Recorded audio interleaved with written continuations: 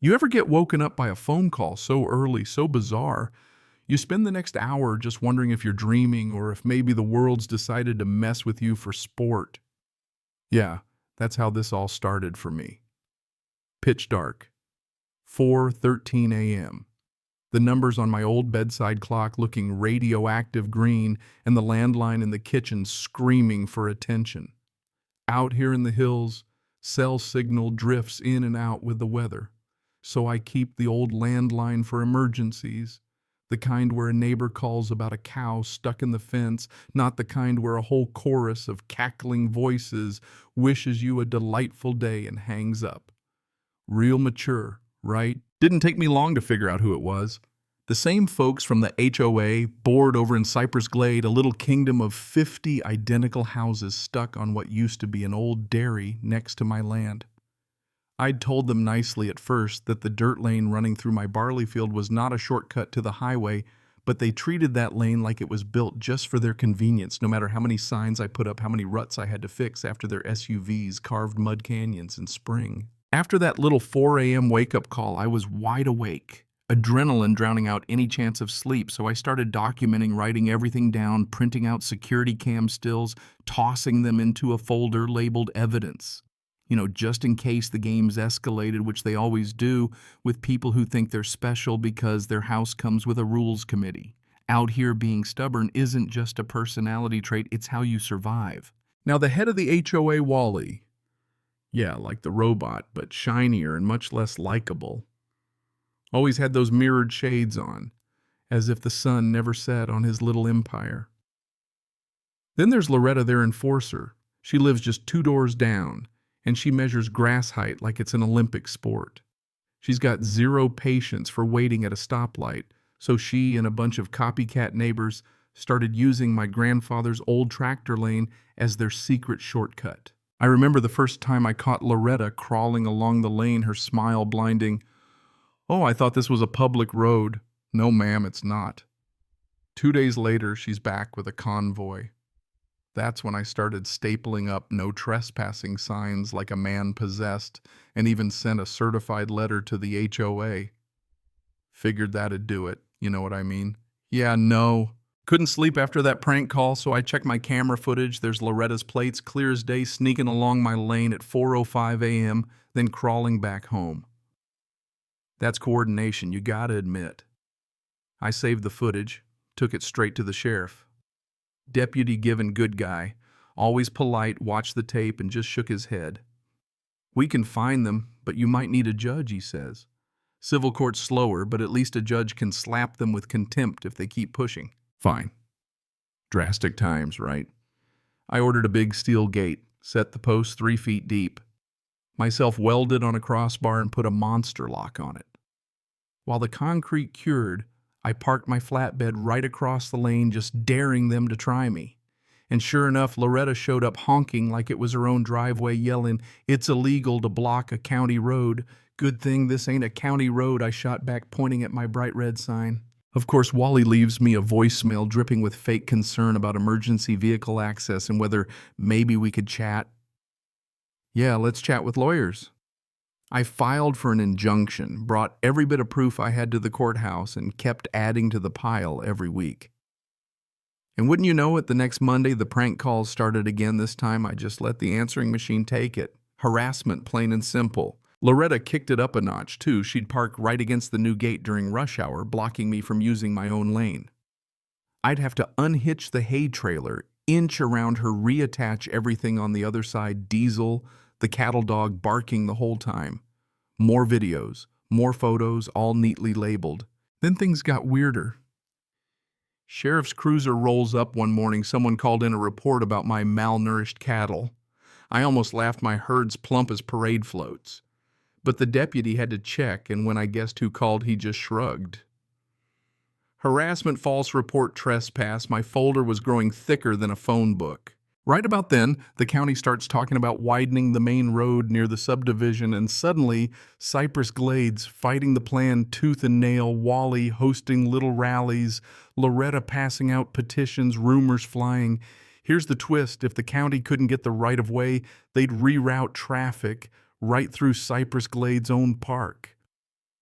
A resident named Stan Goodguy brings me a jar of homemade salsa and tips me off the HOA's planning a community hayride down my lane during the fall festival. They figure if enough families roll through, I'll back off.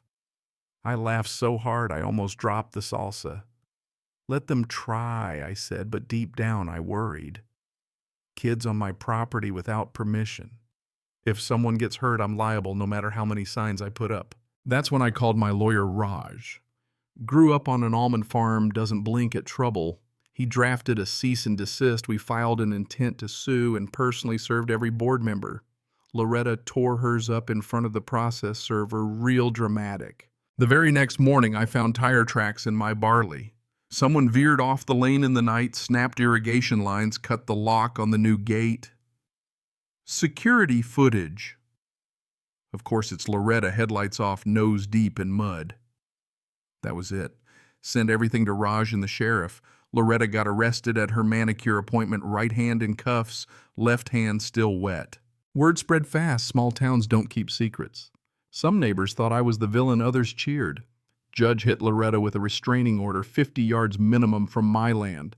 Wally tried to play nice, suddenly offering to buy an easement at market price, but I had other plans in motion. I'd been in talks with a solar company to lease the lane, turn it into a fenced energy project, clean, profitable, and problem-proof. Court day rolls around. Wally files a necessity easement, claiming my lane's vital for safety. Raj just laughs. They've got 2 other roads. In the hearing, we laid out everything: video calls, photos, even the cut lock.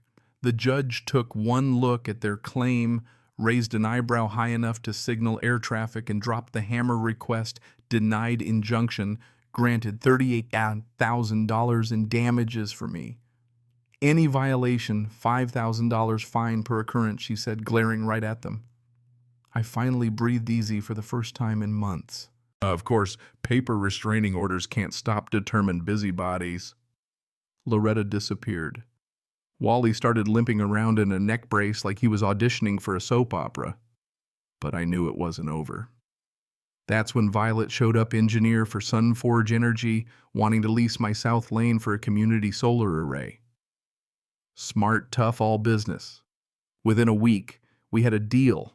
Solar panels, pollinator habitat, keycard gate, quarterly checks that made me whistle low.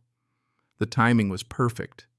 The county needed green credits for the new road, and suddenly my old headache of a lane became a showcase for clean energy. News spread like spilled coffee. Some folks ranted about property values and death rays, but others got it. At the HOA's emergency meeting, Wally ranted about electromagnetic waves. Loretta glared, and I just quietly listed the facts. Privacy fence, flowers for bees. No more shortcut.